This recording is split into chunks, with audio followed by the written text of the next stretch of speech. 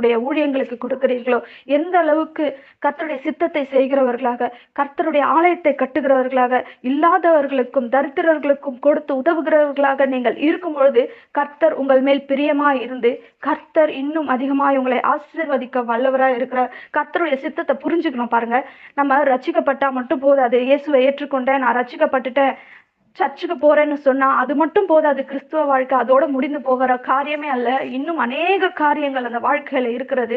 அதை நம்ம தினந்தோறும் தியானிச்சு வசனத்தை வாசித்து தியானித்து அவரோடு கூட ஐக்கியத்துல இருக்கும்போது நீங்க என்ன செய்யணும்னு கர்த்தர் சொல்வாரு. அப்போ நீங்க உங்கள் செழிப்பை பெற்றுக்கொள்வீர்கள். நான் ரட்சிக்கப்படுவதற்கு முன்பதாக என்னுடைய வாழ்க்கை எப்படி இருந்ததோ அதே போலதான் இப்பவும் இருக்கிறேன் அப்படின்னு சொல்றதுக்கு உங்களுக்கு ரட்சிப்பு அவசியமே இல்லை. நான் ரட்சிக்கப்படுவதற்கு முன்பதாக இவ்வளோ கஷ்டங்கள்ல இருந்தேன், ஆனா இன்னைக்கு ரட்சிக்கப்பட்ட பிறகு இப்படி என்னுடைய வாழ்க்கை மாறி இருக்கிறது, என்னுடைய வாழ்க்கை ஒரு படி உயர்ந்திருக்கிறது, என்னுடைய வாழ்க்கையில ஒரு மாற்றம் ஏற்பட்டிருக்கிறது.